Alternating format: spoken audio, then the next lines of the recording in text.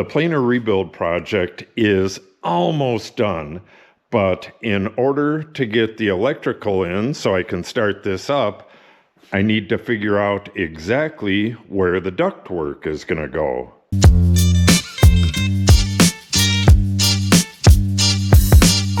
On almost every project, I kind of lay out what I'm going to be doing, and last night was no exception. I was laying out how I'm going to connect the ductwork.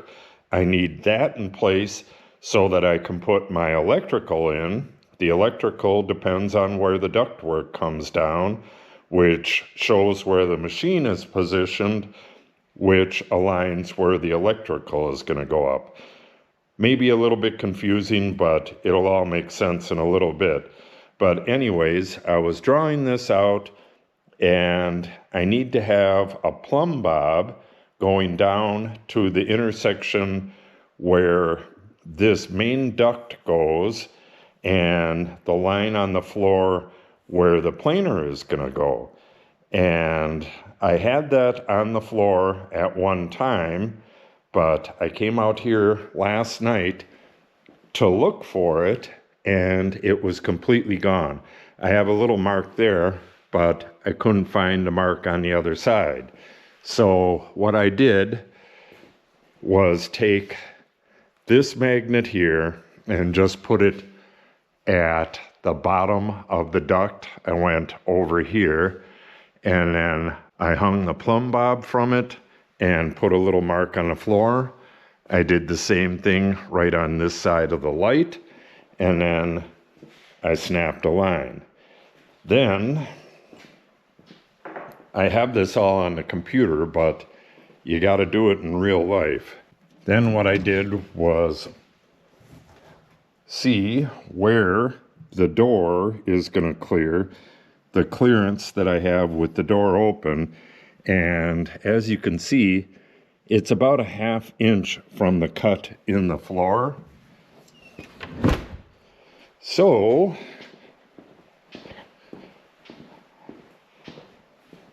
I want this line right here to be about 1 inch from that line on the floor.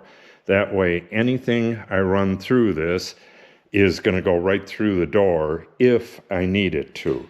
So that's how I came up with this line. I put this, I think it was 8.5 inches from where the edge of the planer is going to be. So now with these two, where it crosses, that's where the duct is going to be.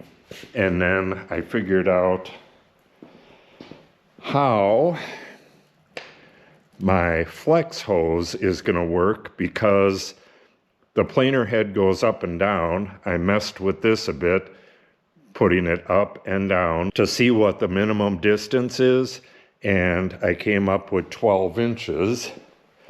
So from where the duct comes down to the port on the planer is 12 inches.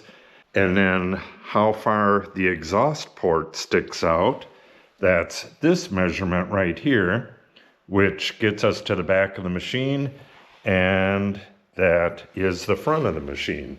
So the machine will actually be, that will be the far side of it, and this will be the close side, and then this is how much room we have in between the machines. So what I need to do is get this elbow to 45 degrees and fix it onto a pipe. The pipe is going to be long for now. And then I need that plug up there. Set that aside for a second. I need this plug up here. And what I'm going to do is put a circle the size of the magnet right off this center line, and that will hang the plumb bob dead straight above that mark, and the pipe itself is going to be connected to a leg of the scaffold there.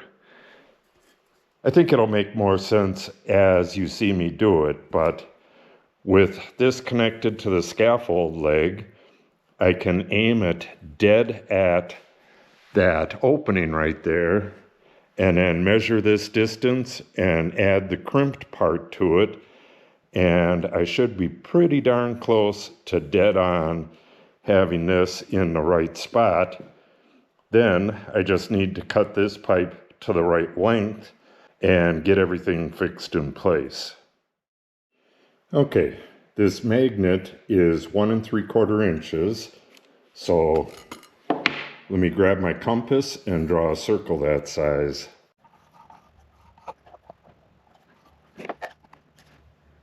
Okay, now we're going to be hanging the plumb bob from that, but first we got to get the elbow to 45 degrees, and that may not be as easy as it sounds. The gores on these elbows can be very sticky. I can use a little bit of PB Blaster on this, but I would rather not, because I caulk these seams after everything's installed, and if I use PB Blaster, I gotta try to get that all cleaned out before I assemble everything. Yeah, this does not want to move. All right, I have a strap clamp somewhere around here. Let me see if I can find that. I could not find the strap clamp, but I put some WD-40 dry lube on here. Let's see if that gets it. All right, that does not want to move. It just needs to move. Oh, it actually needs to move a good deal.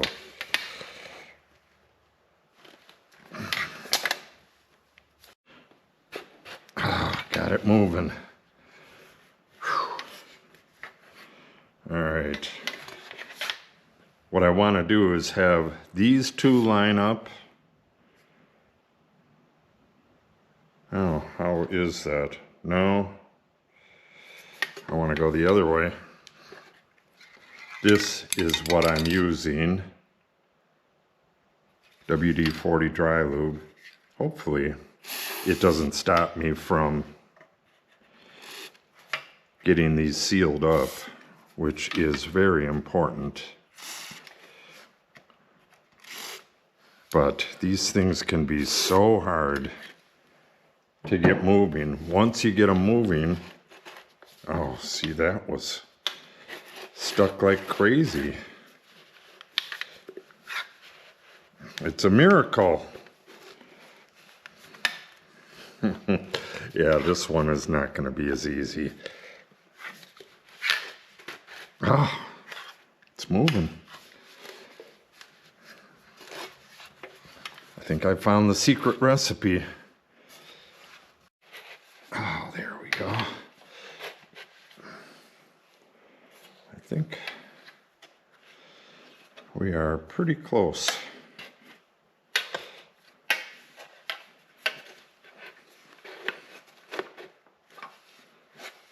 That looks like it. Okay, so this one just needs to be centered on this side, and then these in line. Yeah, that looks right. Little adjustment.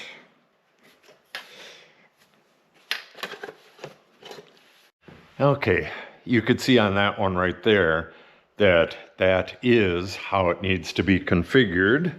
So I'm going to clean this up with some lacquer thinner.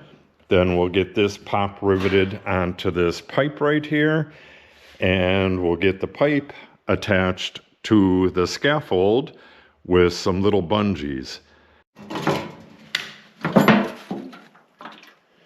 Now would be a good time to remind you that we're trying to get to 1,000 subscribers before summer. We have 821 right now, with 179 left to go. So if you're not subscribed, if you could do so, that'll really help the channel out a lot. YouTube has an algorithm where they don't promote a channel very much unless they have 1,000 subscribers. They don't do a lot of things unless you have 1,000 subscribers. So if you could subscribe, that would be greatly appreciated. It doesn't cost anything, and it would help me out greatly.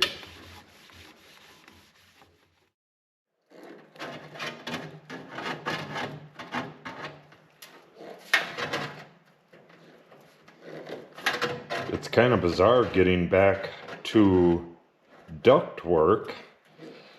I had that internal bleeding starting at the beginning of the year, so this planer project has gone on for way too long. Hopefully I can get it finished up within this next week. Completely installed with ductwork and electricity and everything tested and adjusted. That's my goal.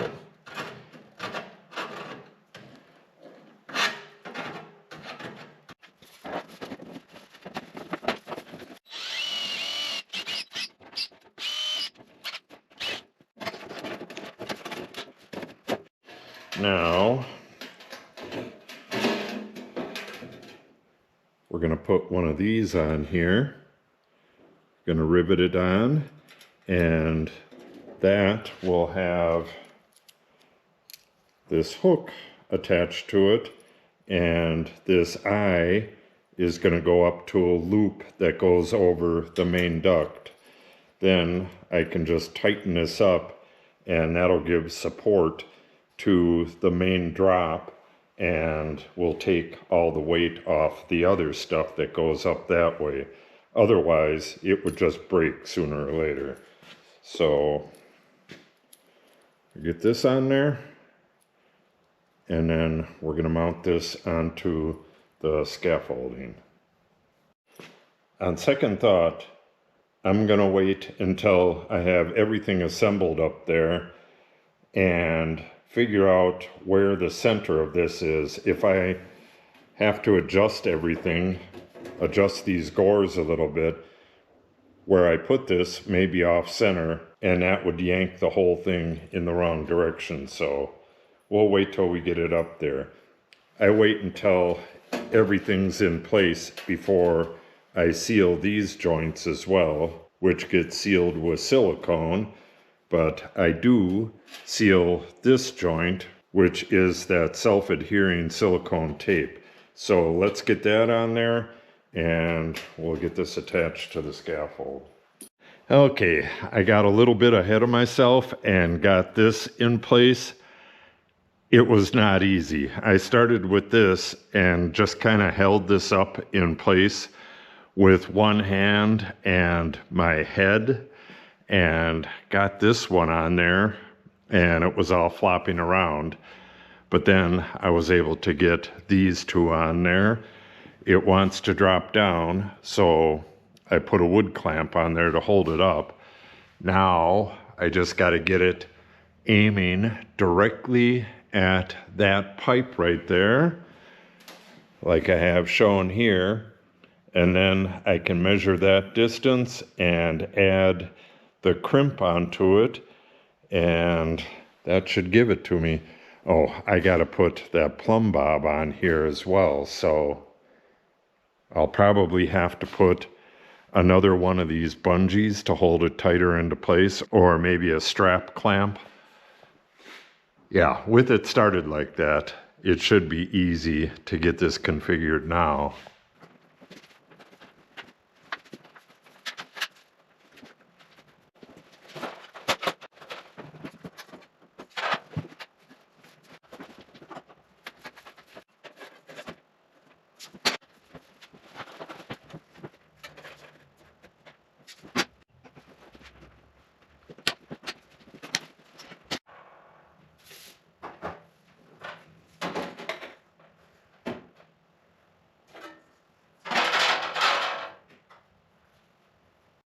Okay, we're in the right spot and we're plumb there, we're plumb there, and this is holding it at the right height. We'll show you one last measurement, or one last thing. If we put this right on that angle, we are dead on with the pipe up there. All of this just to get a dimension. So we have 22 5/8, but we're going to slip it onto here and slip it into there. So 22 5/8, and what are these? These are only 1 inch. So 24 5/8. I thought I had a bunch of 5-inch duct all made up laying around, but I don't. So I'm gonna have to snap a new one together, and I'll use the crimp that's already on here. These are 1.5 inches. So our new calculation is 1 inch crimp plus 1.5 inch crimp makes our part 25 1/8. So these are a little difficult to snap together, but not that bad. We'll get this snapped together, and this has this oxidation on it. I have an idea for trying to get rid of that. I used steel wool and some, I can't remember what I used, like WD-40 or something on the other ones, and that'll get rid of it, but it's kind of abrasive. So I'm gonna try Evapo-Rust and see what that does on here. But we'll get this snapped together and cut to length first.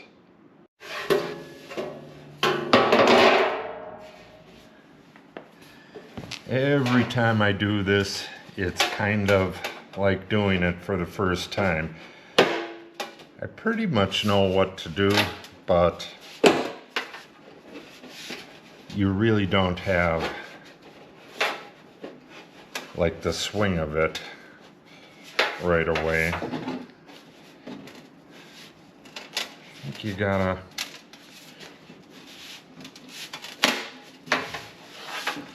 gotta get a fair amount in there, and then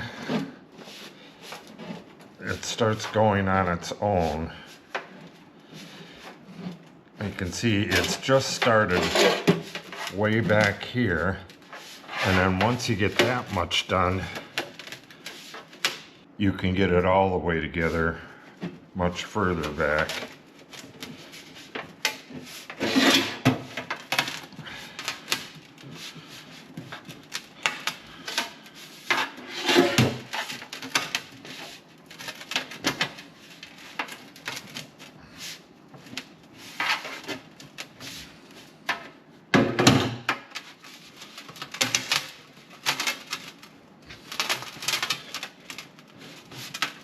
I believe this smaller pipe, this is 5-inch.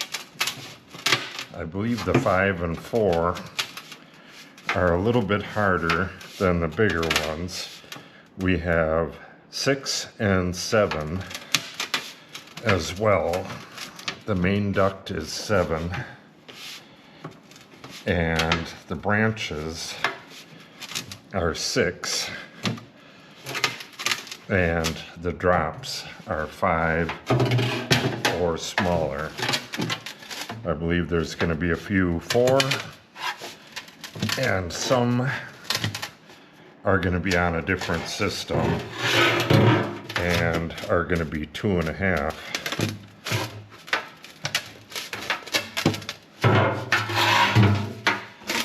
I'm thinking I'm going to get, I can't remember what it's called, Dust Deputy or something like that.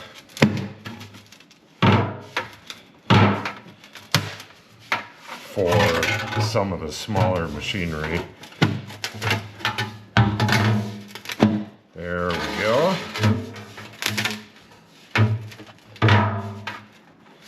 All right, let's get this marked. And how we mark this, we need 25 1/8. So we just put a little tick at 25 1/8. And then we bring this over here. And put the marker right until it matches our tick mark. Right about there. And then just slowly rotate this around.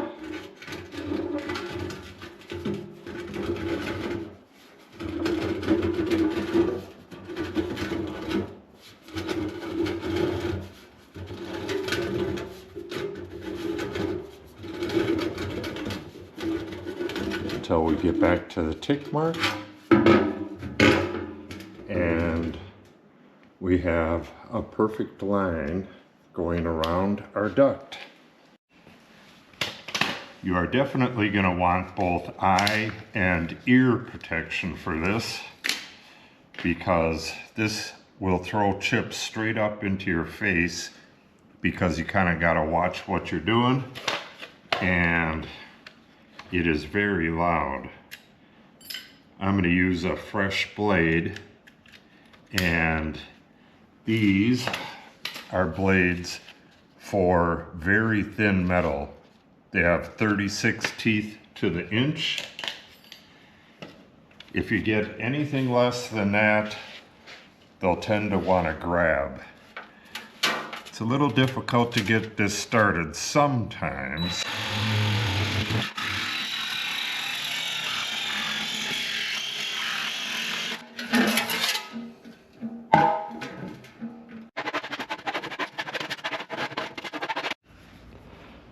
Okay.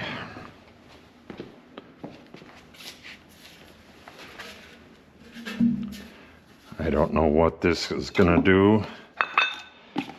I'm sure it would work if I were to dip this like halfway in there and then turn it around, but I'm gonna see what it does just by rubbing the oxidation.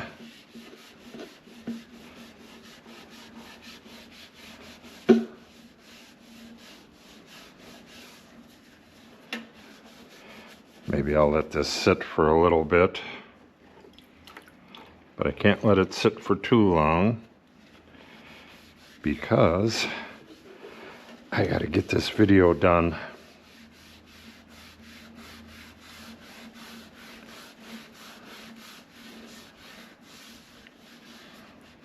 Well, it appears to have taken off the heavier stuff. I'm sure this would actually work because this evaporust, I believe all it does is get rid of oxidation, but let me try a little Scotch-Brite and then we'll get on with the ductwork. This one is real bad. I'm gonna put that in there and leave it in there for maybe 3 hours or so. And we'll get back to the ductwork now.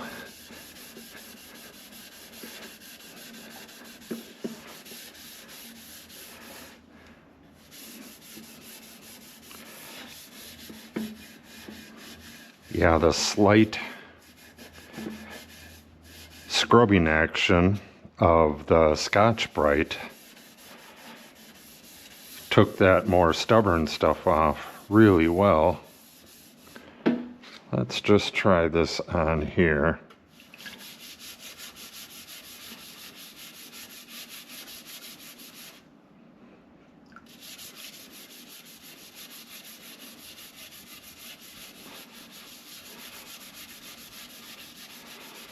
The thing is, you can get it nice and clean like that, but when it dries, it appears as though the oxidation has come back. We'll let that rest for a bit, and let's clean this off and get back to the ductwork. Yeah, that worked really well. That was Evaporust and a fine Scotch-Brite. You could probably go finer than the green if they make one. I'm not sure if they do or not, but that worked really well. Okay, so now what I'm going to do is take this up there and just eyeball it, make sure it's the right length. Then I'll take this down, connect it to the end, and I'll tape up the seams that need to be taped up, like this one, and the lateral seams on the elbow.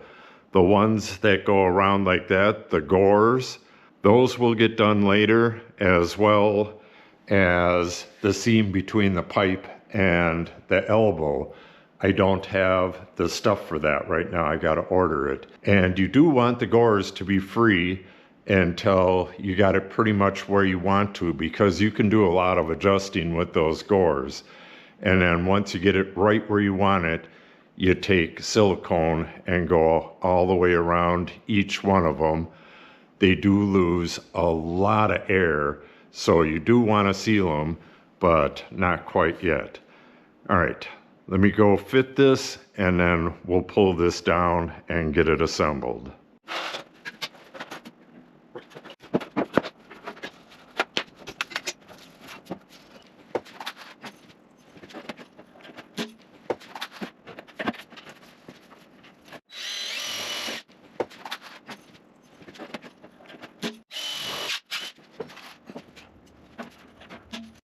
Okay, now I'm going to put this aluminum duct tape, this is actual duct tape, on these long seams, the ones on the gores and the ones on the pipe. We got 4 of them over here, 1 on the other side, and then the 2 long seams. But I think I'm going to scrub this oxidation off of here with the Evaporust first. This has been in there maybe a half hour, and look at that. It's pretty much gone. That is some amazing stuff. So I'll just scrub the rest of this off with the green Scotch-Brite and then get that cleaned, and then we'll get that tape on and I'll get back to you then. Okay, I got this taped up as far as I'm going to go with it. Now I'm going to put this ring on it. We'll put it right here, and then we're going to attempt to hang it. I think this one's going to be a lot harder than this one was. This one worked out where it just fit onto the scaffold. I could lay this right on the scaffold and mess with it up there. This one, not only is it heavier off to the side, but it's a different length, so I'm not sure how well that's going to go, but let's get this ring on there and give it a try. Okay, I think I'm going to go up a little higher. Right there. Let's get this marked. Right there.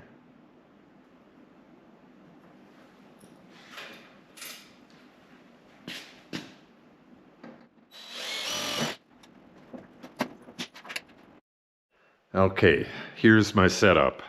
I got the scaffold right under my ductwork here. Got this all ready to go. I'm thinking this is going to be close to landing on the scaffold. So I'm going to go up there and try dry fitting it and see where it ends up. I may need to come back down and get some shims or something, anything to get under there to get it right where it needs to be. I have my levels up here, got the drill and the pop rivet gun. I believe that's all I'm going to need. I'm not going to film this part, but I will be filming again shortly. Okay, that was stupid easy. I don't know if it's exactly right yet. No, it's got to be adjusted just a little bit, but it fits right onto here. Not sure if it's level. Let me play around with the levels and get the plumbness correct. And then we should be able to just pop rivet this in. That was pretty easy. Yeah, I'm going to tie a temporary rope on here, go up around the duct up there. I'm going to make up like a little harness that goes up there that's adjustable, but I can't find my crimping tool at the moment. I'm going to look around for that, and when I find it, I'll put the permanent one on. But for now, I'm just going to use string, if I can find the string. Oh, and also, when I went to lunch, we got another subscriber, so we only have 178 left to go. Thank you very much for subscribing. We're going to hit that 1,000 mark real soon, I'm hoping. Okay, let me find that string, and we'll get this tied up there. Okay, let me show you what I got here. We are dead level in both directions, so this lower part is plumb. That upper fitting, that Y up there, is a little bit cocked to the right, so I compensated by pushing this to the left a little bit. I'll be able to do the final stuff once I have this off of the scaffold, but I want to get it real close to where it needs to be before I put those rivets in. All right. Yeah, you could see that Y fitting goes that way, and then this goes off to the side. I could follow the Y fitting, but I would rather have everything in the line where it was designed to go. So I think I'm good to go. I'm going to put in, well, I should just put in all of the rivets right away and then get this scaffold out of the way. Then I can adjust this, get it a little bit tighter or looser until it's about where I need it. And then I really need to find my crimper and get this turnbuckle on there, and that'll be the final permanent adjustment. Just like we got one on there. That one has a big loop going around. On this one, I'm going to put the loop up towards the top and then come way down and then have another loop that holds the turnbuckle. Just a small one down here. I don't want that giant loop like this thing up there. Okay, let me get a couple rivets in there and we'll get this off the scaffold and see what we got.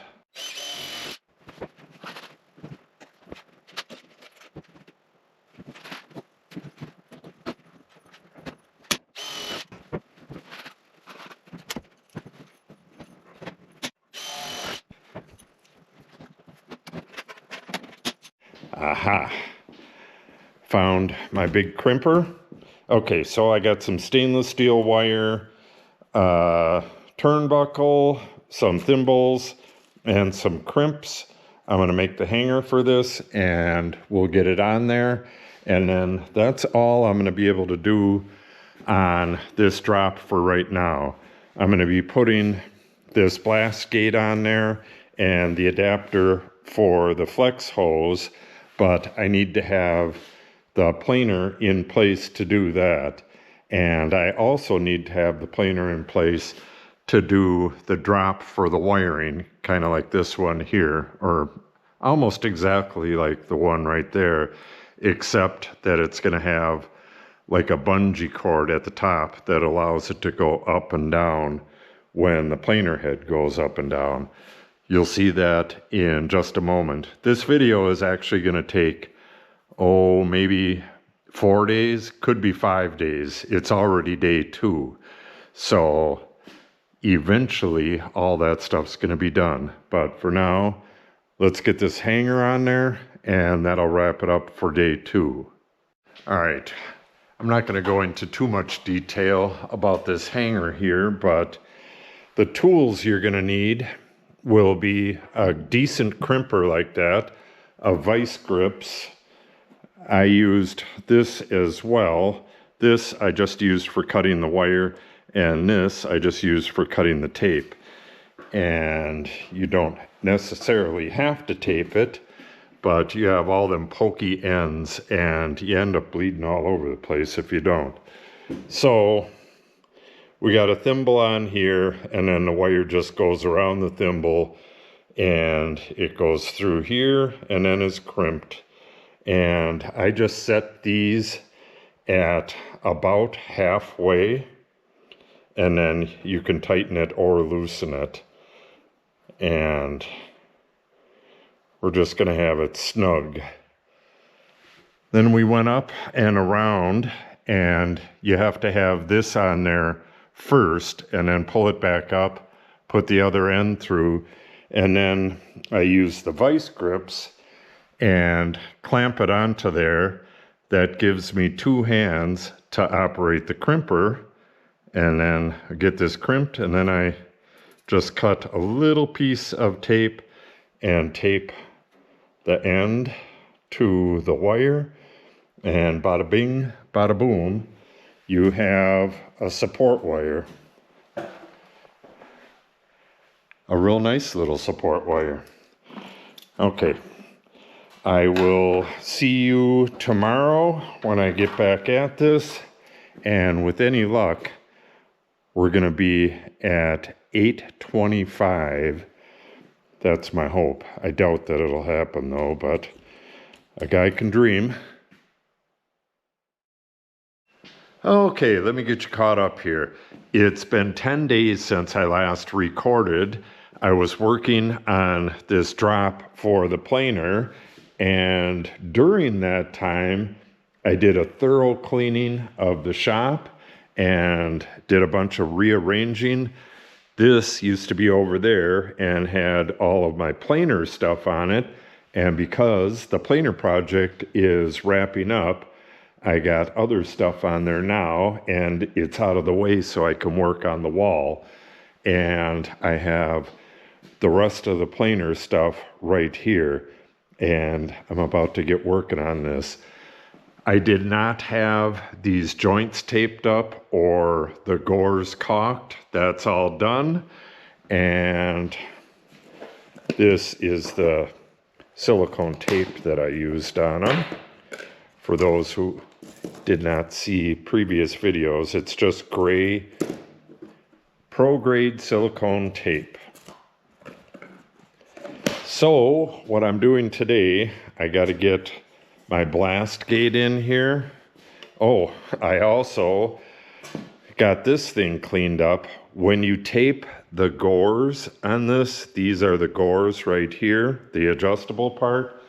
When you tape those, like I did on this one right here, they are impossible to move, and it's really hard to get this tape off, but I peeled all the tape off of this, and then I sprayed the gores with this dry lube and got it moving again and got it bent to a 90-degree bend like that.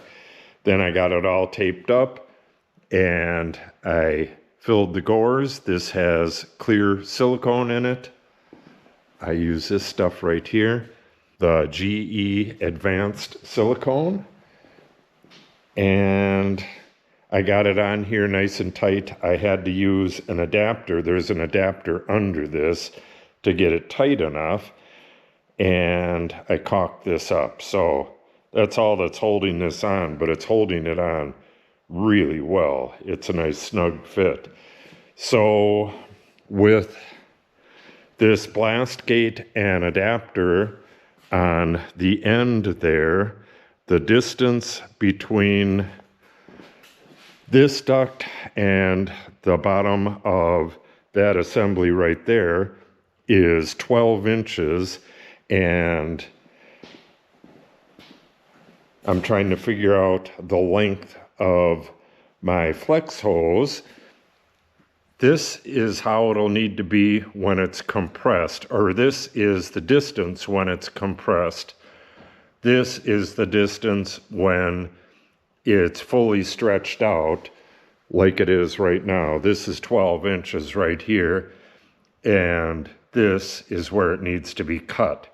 So I'm going to get this figured out, get this cut, and then we're going to put on the blast gate and the flex hose. Then, what else? Oh, we're going to get to the wiring. I don't know how much of the wiring I'm going to show. I got to get this video done. Like I said, it's been 10 days, and this video is going to come out in a couple days. So I got to get that wiring in. We'll talk more about that in just a minute, but for now, let's get this flex figured out and get this blast gate on. Okay, get my knife ready to cut this. So, with it completely compressed, I mean, I could have it way to here, but I don't think I want it that tight. So let's go to right here.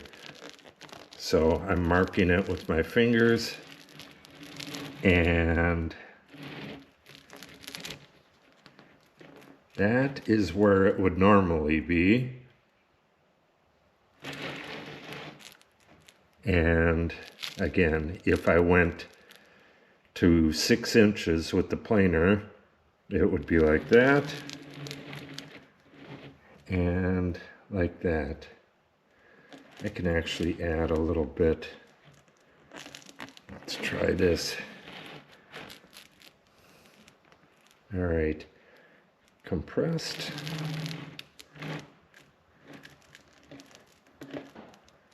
And extended. All right, that's gonna work. And then I have the cut right there. So this is what we're going with. I don't know if you can hear that or not, but we got a downpour going on, and that's basically the reason why I'm working on this today. It's early spring, and I've been out working on a bunch of stuff outside, and I've had a lot of appointments and stuff like that, but I'm back at it now. Okay, I want this aimed at where I'll be standing, which is about right there, and got to get one rivet in it to hold it in place. Kind of awkwardly balancing it right now.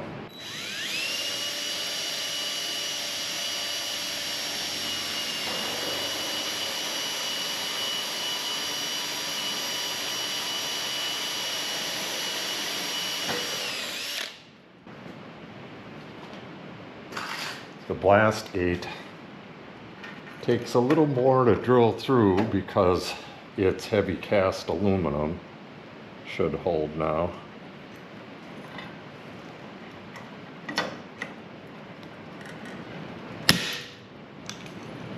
Beautiful. Now, 4 more rivets, and we can put our flex hose on there. Just cut a few things, or cut a lot of that out.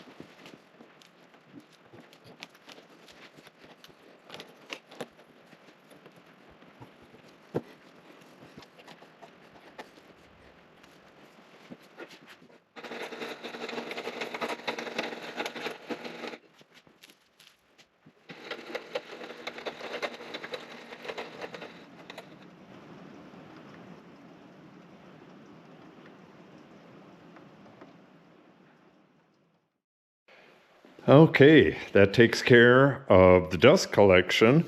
We are nearly there. And I'm sure I said this earlier, but we're going to be doing all of the final stuff in the next video. This is going to be connected, and I got to thicken it a little bit right there. But I got to wait for the new control.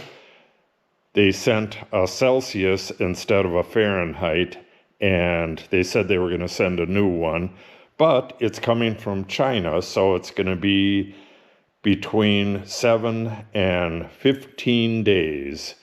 So hopefully I get that real soon so that that can be in the next video as well. Then we'll have the temperature gauge working, and we'll get this set and all that other stuff, and this will be ready to go after the next video.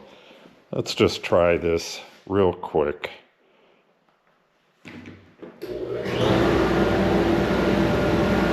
Oh, hell yeah. Real good suction. And that's not where it matters. Where it matters is right here. I'm gonna have to get this sealed up again. I can use just regular old blue tape, but I think I'm gonna use a flat magnet.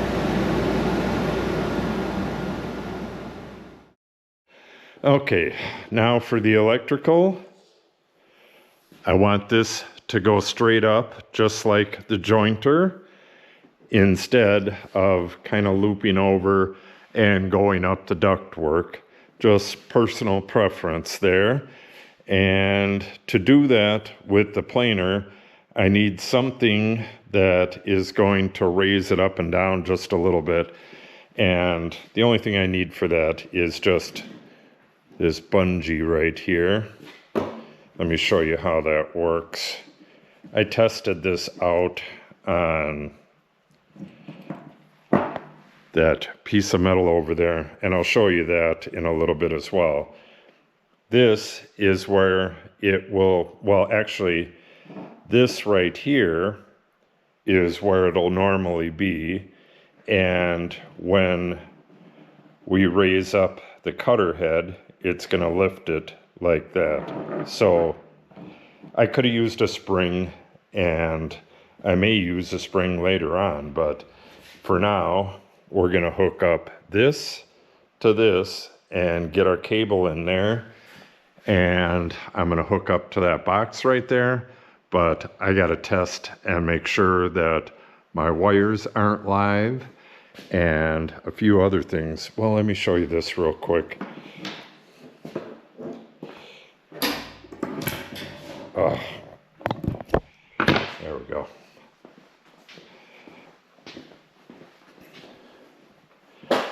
I wanted to make sure that this does not pull off of the ceiling, and there it is taut, and I can pull this until the bungee cord is fully stretched. This right here is a 350-pound magnet. The magnets don't work as good on thin material like that, but it sure as heck works good enough to do this. I don't know how much of this I'm going to show, but I'll show a little bit of it. We got to get this video done today so that I can produce it and put it out for Saturday. And that will make the shop fully operational once I get the machines tuned up. That is going to be so cool. Okay. I have my spot on the ceiling for the magnet figured out, and I'll be connecting this bungee cord to it, and then we'll have the strain relief sock connected to that, and that'll go on to the cord. This is a weight on the end of this cord, and that's just made from a 3/4 inch pipe fitting and 2 3/4 inch pipe fitting reducers, and it comes to basically the exact size of the cord. So I'll be connecting this outlet to the end of that, The sock will be on here, connected to the bungee cord. Then it's going to go through this loop right here and to the box and get connected in the box. So right now I need to make sure that the power's off to them 2 wires up there, and we'll get to hanging this stuff. Okay, I am almost done. Yeah, I didn't show any of this because it's just a bunch of going up and down the ladder and it's not real interesting. I did show a lot of that on the jointer if you want to see that. So we have our wire coming from the outlet here, and we got the sock connected to the bungee. Comes up, goes into the box here, and is all wired up. I have my cover right there, and I'm going to put that on in a second, but we're going to test the circuit. And again, we're not going to fire up the planer in this video. Make sure that this is not on. Off. Okay, so we got the jointer right here, then comes the planer, then comes the table saw. I believe that's a 1.5 horses. I left an open space here because eventually I'm hoping to get a more powerful saw, and that'll be 230. So we'll turn this on, and we have power going to it, but we'll check it up here to make sure that both of the powers are active. That would be this white one and this black one. Bada bing, bada boom. And these are the 2 wires going for the table saw, which is going to be wired eventually. And those are off for now. I have the white one, the neutral, marked with a little piece of line. So we're just going to be putting tape on that until we put a bigger saw in there. And then both of those wires will be used for power. Okay. Let me clean up a little bit and we'll wrap this video up, and we'll talk a little bit more about the next video. Okay. That is going to wrap this video up. So the next video, I have to zip tie the Cat 6. All I'm doing is tidying that up and getting rid of these big zip ties and putting on these tiny little things. I'm going to be installing the tables. These are the OEM tables right here. They are in pretty nasty condition. I'm going to be making new tables. I have my notes on that.